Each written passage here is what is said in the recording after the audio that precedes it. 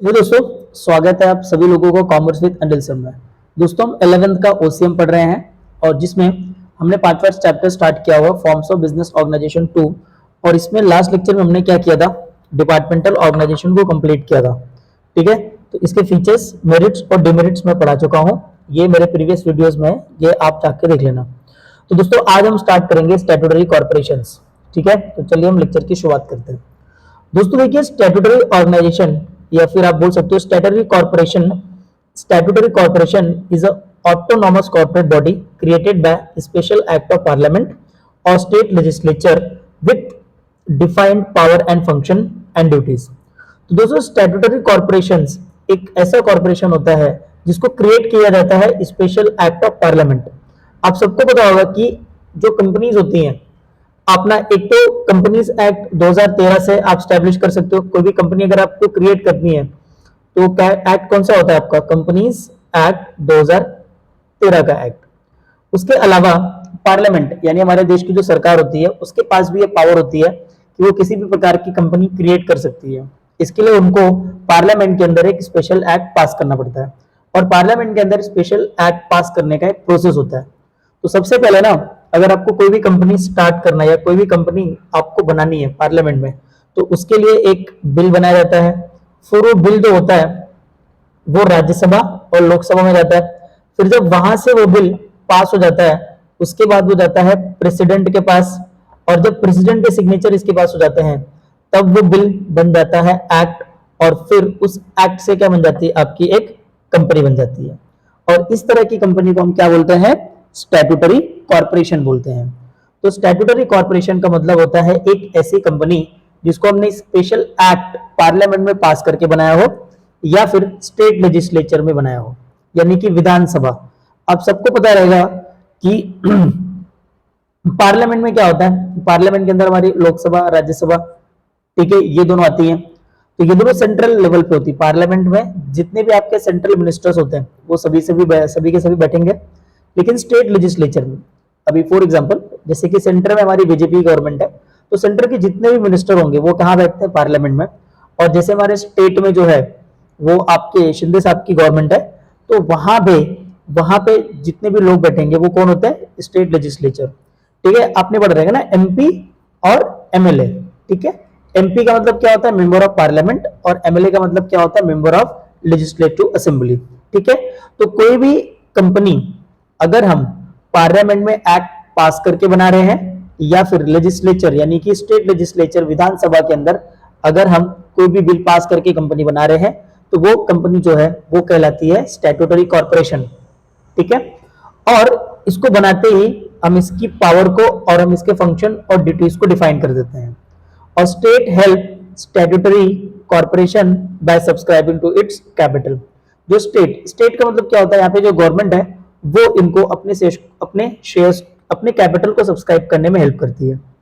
अभी एग्जांपल के तौर पर देखिए, जो आरबीआई है यानी रिजर्व बैंक ऑफ इंडिया, जो एलआईसी है, इनको एक तरह से स्पेशल एक्ट पार्लियामेंट में पास करके बनाया गया था। तो ये एग्जांपल है स्टैट्यूटरी कॉर्पोरेशंस के। आई होप आपको समझ में आया होगा कि स्टैट्यूटरी कॉर्पोरेशन क्या होता है। आपको एक सिंपल भाषा में याद रखना है कि स्टैट्यूटरी कॉर्पोरेशन एक ऐसा ऑटोनॉमस कॉर्पोरेट बॉडी होता है जिसको स्पेशल एक्ट द्वारा बनाया जाता है।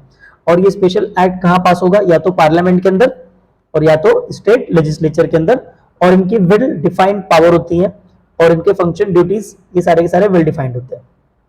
चलिए दोस्तों, आगे बढ़ते हैं। अब हम डिस्कस करने वाले हैं फीचर्स ऑफ स्टैट्यूटरी कॉर्पोरेशन। तो पहला पॉइंट है कॉर्पोरेट बॉडी। यस, ये एक कॉर्पोरेट बॉडी की तरह एक्ट करती है। तो statutory corporation is a artificial person created by law. It's an independent legal entity and it is managed by board of director constituted by the government, and a corporation has a right to enter into contract and can undertake any kind of business under its own name। दोस्तों, ये corporate body होती है। अब सबको पता रहेगा कि जो कंपनी रजिस्टर्ड होती है उसका जो लीगल स्टेटस होता है वो अपने ओनर से अलग हो जाता है। तो स्टैट्यूटरी कॉर्पोरेशन एक आर्टिफिशियल पर्सन है जिसको लॉ ने क्रिएट किया हुआ है, और इसका एक इंडिपेंडेंट लीगल यानी कि एक इंडिपेंडेंट लीगल एंटिटी है। इसको मैनेज किया जाता है बोर्ड ऑफ डायरेक्टर द्वारा, जिसको कॉन्स्टिट्यूट कौन करता है, गवर्नमेंट। और जो कॉर्पोरेशन है इसको अधिकार होते हैं कॉन्ट्रैक्ट साइन करने का, और ये किसी भी तरह का बिजनेस अंडरटेक कर सकता है अपने नाम पे। नॉर्मल जैसे आप देखो ज्वाइंट स्टॉक कंपनीज के साथ होता है, क्योंकि ज्वाइंट स्टॉक कंपनी में क्या है, कॉर्पोरेट बॉडी है, उसको भी कौन क्रिएट करता है, लॉ क्रिएट करता है, वो भी क्या होती है, एक लीगल एंटिटी होती है, और ज्वाइंट स्टॉक कंपनी भी कौन मैनेज करते हैं, बोर्ड ऑफ डायरेक्टर। सेम चीज यहाँ पे होता है, यानी स्टैट्यूटरी कॉर्पोरेशन के अंदर भी। सेकंड पॉइंट क्या होता है, आंसर टू दी लेजिस्लेचर, ठीक है। Statutory corporation answer to the parliament और state assembly whoever create it. तो भाई अगर पार्लियामेंट ने इसको क्रिएट किया रहेगा तो ये पार्लियामेंट में आंसरेबल होगा, और अगर स्टेट असेंबली ने इसको क्रिएट किया रहेगा तो स्टेट असेंबली में क्या होगा, ये आंसरेबल होगा। फॉर एग्जांपल जैसे कि आरबीआई हो गया, या फिर हमने पढ़ा एलआईसी हो गया, तो इनको क्रिएट किसने किया, इनको क्रिएट किया पार्लियामेंट में। तो अगर कल को एलआईसी अगर ठीक से फंक्शन नहीं करेगी, या फिर आरबीआई अगर ठीक से फंक्शन नहीं करेगी, तो इसके लिए ये कहां जिम्मेदार होंगे, answerable to the legislature. Parliament में इसके ऊपर डिस्कशन होता है, बातचीत होती है। So parliament has no right to interfere in the working of the statutory corporation, क्योंकि देखो ये ऑटोनॉमस बॉडी है। ऑटोनॉमस बॉडी का मतलब होता है इनको फ्रीडम होता है अपनी चीजें खुद चलाने के लिए, ठीक है। तो इनमें इनके मैनेजमेंट के अंदर पार्लियामेंट इंटरवीन नहीं करता है। It can only discuss the policy matter and overall performance of the corporation. तो ना जो जैसे आरबीआई है, तो आरबीआई की वर्किंग जो है वो कंप्लीटली आरबीआई के पास होती है, इसमें पार्लियामेंट इंटरवीन नहीं करेगा। लेकिन आरबीआई से रिलेटेड जो पॉलिसी मैटर्स है और जो आरबीआई का जो ओवरऑल परफॉर्मेंस है, ये जो है वो कहां पे डिस्कस होगा, पार्लियामेंट में या स्टेट असेंबली में डिस्कस हो सकता है, ठीक है। तो नेक्स्ट पॉइंट है आपका own staffing system. So employees are not government servants and even through the government own and manage a corporation. देखो इसके अंदर ना जो भी एम्प्लॉइज होते हैं उनको अपॉइंट करने का अधिकार उस स्टैट्यूटरी कॉर्पोरेशन को होता है। इसमें गवर्नमेंट के जो सर्वेंट्स होंगे वो एम्प्लॉय नहीं होते। So employ of various corporation receive balanced and uniform pay and benefit by the government. देखो ये जो भी गवर्नमेंट के एम्प्लॉय तो नहीं होते, यानी गवर्नमेंट के सर्वेंट नहीं होते, लेकिन जो भी बेनिफिट्स एक गवर्नमेंट एम्प्लॉय को मिलता है वो सारे बेनिफिट्स यहाँ पे जो स्टैट्यूटरी कॉर्पोरेशन के एम्प्लॉय होंगे उनको मिलेगा। They are recruited, remunerated and governed as per the rules led by the corporation। तो हर एक कॉर्पोरेशन का अपना ओन सिस्टम होता है। जैसे आरबीआई है तो आरबीआई का जो रिक्रूटमेंट होता है आरबीआई खुद करती है। एलआईसी है, एलआईसी में भी जो रिक्रूटमेंट होते हैं वो खुद करती है, उसमें गवर्नमेंट इंटरवीन नहीं करता है। तो next point is financial autonomy. देखो यार फाइनेंशियल ऑटोनॉमी का मतलब होता है कि जो आरबीआई है या फिर जो एलआईसी है उसको कंप्लीट फाइनेंशियल ऑटोनॉमी देते हैं, यानी कि जो भी फाइनेंशियल मैटर होगा, जो भी फाइनेंशियल डिसीजन होगा वो खुद ये लोग ये हैंडल कर सकते हैं। तो statutory corporation enjoy financial autonomy और इंडिपेंडेंस। इनको फाइनेंस के मामले में पूरी छूट मिलती है, इसमें गवर्नमेंट इंटरवीन नहीं करता। It is not subject to the budget या फिर अकाउंटिंग या फिर audit control. After getting prior permission to the from the government it can borrow money within and outside the country. तो यहाँ पे अगर इनको पैसा बोरो भी करना है तो इनको गवर्नमेंट से परमिशन नहीं लेनी पड़ती है, चाहे इंडिया के अंदर बोरो करना हो या इंडिया के बाहर बोरो करना हो। Next point is no political interference. देखो यार नो पॉलिटिकल इंटरफेरेंस ये तो बस कहने की बात है कि सरकार कोई कंपनी बनाए उसमें इंटरवीन ना करे, वो भी इंडिया में, ऐसा तो हो ही नहीं सकता भाई, हर जगह पॉलिटिक्स है इंडिया में, ये तो लिख दिया गया। लेकिन आप डीमेरिट्स में हम पढ़ेंगे कि भाई नाम मात्र का नो पॉलिटिकल इंटरफेरेंस है, यहाँ पे मिनिस्टर वगैरह बराबर इंटरफेयर करते रहते हैं। चलो फिर भी पॉइंट हम पढ़ लेंगे क्योंकि आपको पता रहेगा इंडियन पॉलिटिकल सिस्टम बड़ा जबरदस्त सिस्टम है। तो देखो a statutory corporation comes into existence by following the particular act. ये तो बिल्कुल सही बात है कि स्टैट्यूटरी कॉर्पोरेशन जो होता है वो पर्टिकुलर एक्ट के तहत बनाया जाता है। जैसे आरबीआई है तो आरबीआई एक्ट 1934 से आया हुआ है, ठीक है, उसके लिए आरबीआई एक्ट 1934 बना हुआ है, ठीक है। तो स्टैट्यूटरी कॉर्पोरेशन एक पर्टिकुलर एक्ट के थ्रू आती है and statute therefore no political interference in the formation, working and administration of the statutory corporation and all the statutory corporation are free from the political interference। तो देखो ये जो statutory corporation है ये सभी पर्टिकुलर एक्ट या statute से बने होते हैं, तो इसीलिए ना यहाँ पे पॉलिटिकल इंटरफेरेंस नहीं होता है। इनके फॉर्मेशन में भी गवर्नमेंट कुछ नहीं करती है, वर्किंग एडमिनिस्ट्रेशन में भी पॉलिटिकल इंटरफेरेंस नहीं होता, ये याद रखिए, ठीक है। तो ये हमारे फीचर्स थे। चलिए हम आगे डिस्कस करते हैं मेरिट्स ऑफ तो आगे हम ये भी कंटिन्यू कर ही लेते हैं आज ही के दिन यार, ठीक है। तो merits of statutory corporations, merits का मतलब क्या होता है, एडवांटेज। आई होप आपको फीचर समझ में आ रहेंगे। तो अब हम बात करते हैं एडवांटेज। तो पहला एडवांटेज क्या है, इनिशिएटिव एंड फ्लेक्सिबिलिटी। देखो इनको क्या मिलता है, ऑटोनॉमी मिलती है। स्टैट्यूटरी कॉर्पोरेशंस क्या है, इंडिपेंडेंट है ना, तो इनका ऑपरेशंस यानी कि operation and management of the statutory corporation is done independently without any government interference with its own initiative and flexibility. देखो यार मैंने लास्ट लेक्चर में आपको बताया था कि जहां पे ना आपके ऊपर रूल्स एंड रेगुलेशन कम होंगे, वहां पे ना फ्लेक्सिबिलिटी ज्यादा होगी, आप अपनी पॉलिसीज को, अपने बिजनेस को अपने हिसाब से चेंज कर पाओगे। जहां पे रूल्स एंड रेगुलेशन बहुत ज्यादा होगा, वहां पे आपकी जो फ्लेक्सिबिलिटी होगी वो क्या होगी, कम होगी, ठीक है। तो अभी हमने पढ़ा ना कि स्टैट्यूटरी कॉर्पोरेशंस के अंदर क्या होता है, गवर्नमेंट इंटरवीन नहीं करती है, पॉलिटिकल इंटरफेरेंस इतना ज्यादा वहां पे नहीं होता है, तो ये अपने ऑपरेशंस को, अपने मैनेजमेंट को अपने हिसाब से रन कर पाते हैं, ठीक है। और अगर इनको कोई नया इनिशिएटिव, कोई नया स्टेप लेना है तो वो भी ले सकता है। अगर इनको कोई अपनी पॉलिसी चेंज करनी है या अपने बिजनेस के अंदर कोई भी चेंजेस लाना है तो फ्रीली ला सकते हैं। रीजन एक ही है, क्योंकि इसमें गवर्नमेंट का इंटरवेंशन नहीं होता है। अगला पॉइंट है एडमिनिस्ट्रेटिव ऑटोनॉमी। भाई इसमें गवर्नमेंट बिल्कुल इंटरवीन नहीं करती है, इनका मैनेजमेंट और इनका जो ऑपरेशन, इनका जो एडमिनिस्ट्रेशन होता है वो सब कुछ स्टैट्यूटरी कॉर्पोरेशन खुद करती है, ठीक है। तो statutory corporation able to manage its own affairs, independence and flexibility. भाई दूसरों का इंटरफेयर इसमें होता ही नहीं है, तो ये सारे डिसीजन खुद लेते हैं और इंडिपेंडेंट और फ्लेक्सिबल तरीके से काम कर पाते हैं। नेक्स्ट पॉइंट है क्विक डिसीजन।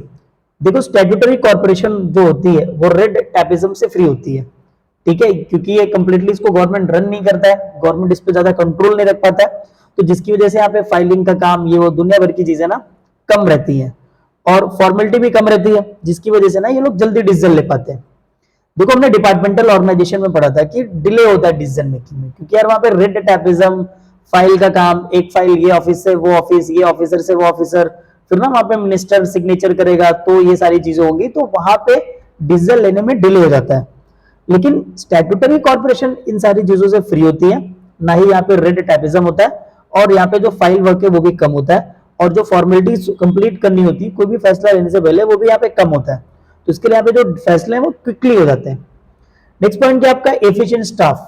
देखो statutory corporation can have their own rules and regulation regarding the remuneration and the recruitment of the employees and it provide better facilities and attractive terms of service to the staff, secure efficient working from its staff। देखो statutory corporation ना अपने own rules और regulation बनाता है regarding the remuneration and recruitment of the employ. तो भाई employ को कितना सैलरी देना है, उसे कैसे अपॉइंट करना है, कितने लोगों को अपॉइंट करना है, ये सारा फैसला जो होता है स्टैट्यूटरी कॉर्पोरेशन का खुद का होता है। उसके बाद में जो अपॉइंटेड अधिकारी होंगे या फिर जो अपॉइंटेड इनके पास वर्कफोर्स होगी, उनको ये बेटर फैसिलिटीज प्रोवाइड करते हैं, attractive terms of service provide करते हैं अपने स्टाफ को, और इससे क्या होता है जो आपका स्टाफ है वो एक एफिशिएंट स्टाफ होगा, क्योंकि आप देखो उसको अपॉइंट किए हो, फिर आपको प्रॉपर सैलरी भी दे रहे हो, उसको एक्स्ट्रा बेनिफिट्स दे रहे हो, जिसकी वजह से क्या होगा, स्टाफ मन लगा के काम करेगा और फिर स्टाफ की एफिशिएंसी बढ़ेगी और इससे ऑर्गेनाइजेशन की भी एफिशिएंसी क्या होगी, बढ़ जाएगी, ठीक है। तो चलो आगे बात करते हैं। तो next point is professional management. देखो स्टैट्यूटरी कॉर्पोरेशन को चलाता कौन है, बोर्ड ऑफ डायरेक्टर, जो कि बिजनेस फील्ड में एक्सपर्ट्स होते हैं और ये अलग अलग ग्रुप्स के रिप्रेजेंटेटिव होते हैं, जैसे लेबर ग्रुप या कंज्यूमर ग्रुप के, और इनको नॉमिनेट कौन करता है, गवर्नमेंट। तो भाई प्रोफेशनल लोगों के हाथों में मैनेजमेंट जाता है, तो कोई अरे गरे के हाथों में नहीं जाता है। तो जितना ज्यादा प्रोफेशनल मैनेजमेंट होगा उतना ज्यादा वो एक्टिवली और सही तरीके से काम करेगा और उतना ज्यादा स्टैट्यूटरी कॉर्पोरेशंस को बेनिफिट होगा। और लास्ट वाला पॉइंट क्या आपका, इजी टू रेज कैपिटल।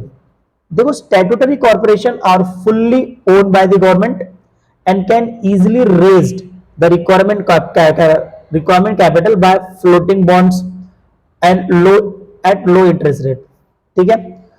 तो जो स्टैट्यूटरी कॉर्पोरेशंस होते हैं वो टोटली गवर्नमेंट द्वारा ओन किए जाते हैं, इसीलिए वो आसानी से कैपिटल भी रेज कर पाते हैं। यहां पे क्या होता है, floating bonds low rate of interest पे इशू किए जाते हैं, जिसके थ्रू इनको आसानी से क्या मिलता है, कैपिटल मिलता है। और ये जो बॉन्ड जो होते हैं सेफ होते हैं, इन्वेस्टर बहुत ही ज्यादा कंफर्टेबल फील करता है इन बॉन्ड्स में इन्वेस्टमेंट करके। अब जाहिर सी बात है यार, गवर्नमेंट की कंपनी है, अगर तुमको आरबीआई के शेयर्स में पैसा लगाना पड़ा या एलआईसी के शेयर्स में पैसा लगाना पड़ा तो आप फील सिक्योर करोगे कि नहीं करोगे? बोले यार गवर्नमेंट की कंपनी है, ये कहाँ भाग के जाएगी? तो इसीलिए ना इनको ना पैसा रेस करना बड़ा आसान होता है। तो चलिए अगला पॉइंट पे पढ़ते हैं, डीमेरिट्स ऑफ स्टैट्यूटरी कॉर्पोरेशन। भाई फायदे तो इतने सारे पढ़ लिए हमने, तो इसमें नुकसान भी है। पहला नुकसान क्या है? Autonomy on paper only. ये मैं आपको पहले ही बता चुका हूं कि भाई जो ऑटोनॉमी है इनको, फाइनेंशियल ऑटोनॉमी, एडमिनिस्ट्रेटिव ऑटोनॉमी, और हमने तो ये भी पढ़ा कि गवर्नमेंट पॉलिटिकल इंटरवेंशन नहीं होता, ये सब सिर्फ और सिर्फ पेपर पे होता है, बाकी सब काम चलता रहता है हमारे यहाँ। तो जब हम बात करें ना इनको ऑटोनॉमी की, फ्लेक्सिबिलिटी की, वो सब सिर्फ नेम से के लिए होता है भाई। प्रैक्टिकली ना इसमें मिनिस्टर, गवर्नमेंट के ऑफिशियल, पॉलिटिकल पार्टी इंटरवीन करती हैं, समझे, इंटरफेयर करती है इन की वर्किंग के अंदर। एग्जाम्पल के तौर पर अभी देखोगे बीच में कुछ ऐसा केस आया था कि आरबीआई से कुछ पैसे निकालने थे, तो वहां पे गवर्नमेंट ने अराउंड 6 लाख ऐसे लीगल तौर पे निकाला था, क्योंकि आरबीआई तो गवर्नमेंट की ही बैंक है। लेकिन आप देख सकते हो आरबीआई को फाइनेंशियल ऑटोनॉमी है कि किसे पैसा दे किसे पैसा ना दे। सरकार को भी पैसे देना ना, तो आरबीआई की अपनी ऑटोनॉमी होती है, लेकिन फिर भी भाई गवर्नमेंट ने निकाला कैसे न कैसे पैसे ही, लेकिन ठीक है। अगला पॉइंट क्या होता है? Lack of initiative. तो यहाँ पे भी क्या होती है? लैक ऑफ इनिशिएटिव होता है, क्योंकि देखो स्टैट्यूटरी कॉर्पोरेशन को कोई कंपटीशन नहीं फेस करना है भाई। एलआईसी हो गई या फिर आपका आरबीआई हो गया, तो उनको कौन सा कंपटीशन फेस करना है? और वो प्रॉफिट मोटिव ऑर्गेनाइजेशन थोड़ी होते हैं, ठीक है। तो इनके जो एम्प्लॉय होते हैं ना, वो कोई ऐसी कोशिश ही नहीं करते कि हमको प्रॉफिट बढ़ाना चाहिए, लॉस को कम करना चाहिए। तो इसकी वजह से स्टैट्यूटरी कॉर्पोरेशंस को क्या होता है? लॉस होता है, ठीक है, लॉसेस हो सकते हैं, क्योंकि इनिशिएटिव कोई लेता नहीं इन सब चीजों को दूर करने के लिए। सोचते यार नॉट प्रॉफिट मेकिंग ऑर्गेनाइजेशन है, ठीक है, जैसा चल रहा है वैसा चलने दो, कोई नया इनिशिएटिव, कोई नया चीज, कोई नया स्टेप यहाँ पे लोग ट्राई नहीं करते, ठीक है। अब नेक्स्ट पॉइंट की हम बात करेंगे, तो रिजिड स्ट्रक्चर है। रिजिड मतलब जो स्टैट्यूटरी कॉर्पोरेशन का स्ट्रक्चर है ना, वो बहुत ही कॉम्प्लिकेटेड है। The objects and the powers of statutory corporation are defined by the act. ये हमने पहले पढ़ लिया कि जो स्टैट्यूटरी कॉर्पोरेशंस होते हैं उनका ऑब्जेक्ट क्या होगा, उनका पावर क्या होगा, ये सब एक्ट में पहले से डिफाइन कर दिया जाता है। And these can be amended. Amended मतलब चेंज करना, ठीक है, only by amending the statute of the act. अगर आपने इसमें कोई बदलाव लाना है, ठीक है, जैसे आपने ना पार्लियामेंट में एक्ट पास करके कोई कंपनी शुरू कर दी, कोई कंपनी बना दी। अब उस कंपनी में ना अगर आपको चेंजेस लाने ना, तो वापस में उसी पार्लियामेंट में आपको ना अमेंडिंग बिल पेश करना पड़ेगा, और अमेंडिंग बिल जब पास होगा तब जाके उसमें कुछ चेंजेस हो पाएगा। और भाई देखो प्रोसेस बड़ा लंबा चौड़ा होता है। फिर से वही चीज, पहले आप अमेंडमेंट बिल पास करोगे, फिर वो बिल कहाँ जाएगा? राज्यसभा में जाएगा, लोकसभा में जाएगा, उसके बाद फिर उस पर प्रेसिडेंट के साइन होंगे, उसके बाद जाके वो ना लागू होता है। तो रिजिड स्ट्रक्चर है, इसमें आप ना आसानी से बदलाव नहीं कर पाओगे। तो अमेंडमेंट जो होता है टाइम कंज्यूमिंग प्रोसेस है, ठीक है, वो टाइम कंज्यूमिंग प्रोसेस है, उसमें ना टाइम लग जाता है। तो इसीलिए बोल सकते हो रिजिड स्ट्रक्चर इसका आसानी से चेंज नहीं होता, ये डिसएडवांटेज के तौर पे आता है। Then clashes among the interest. देखो गवर्नमेंट अपॉइंट करता है बोर्ड ऑफ डायरेक्टर्स को, ठीक है, and their work is manage and operate by the corporations. तो as they are many members, quite possible to their interest may be clash, ठीक है, और because of this reason smooth functioning of the corporation may be hampered। तो देखो क्या होता है, government appoint करता है बोर्ड ऑफ डायरेक्टर्स को, ठीक है, so government appoint the board of director and their work is manage by corporations. तो गवर्नमेंट डायरेक्टर्स को अपॉइंट करता है और उनके काम को कौन मैनेज और ऑपरेट करता है? कॉर्पोरेशन खुद मैनेज ऑपरेट करता है। तो इसमें ना बहुत सारे मेंबर्स हो जाते हैं, जिसकी वजह से ये पॉसिबल होगा कि जो उनका इंटरेस्ट है वो क्लैश करे आपस में। इसकी वजह से जो इसकी स्मूथ फंक्शनिंग है ना, वो फिर ब्रेक हो जाती है, वो हैम्पर्ड हो जाती है, फिर वो आसानी से चल नहीं पाता। नेक्स्ट पॉइंट, अनफेयर प्रैक्टिसेस भी होते हैं कभी कभी। तो जो गवर्निंग बोर्ड है स्टैट्यूटरी कॉर्पोरेशन का, वो इंडल्ज या फिर अनफेयर प्रैक्टिसेस करता है।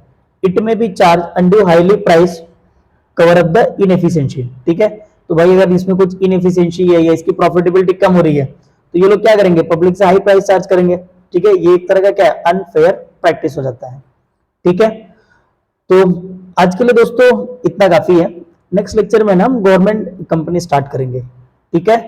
तो आप इस चैनल को सब्सक्राइब कर लेना और ज्यादा से ज्यादा लोगों तक ना इसको शेयर जरूर कर देना, ठीक है, ताकि ये सभी लोगों को पता चले। तो चलिए दोस्तों, थैंक यू।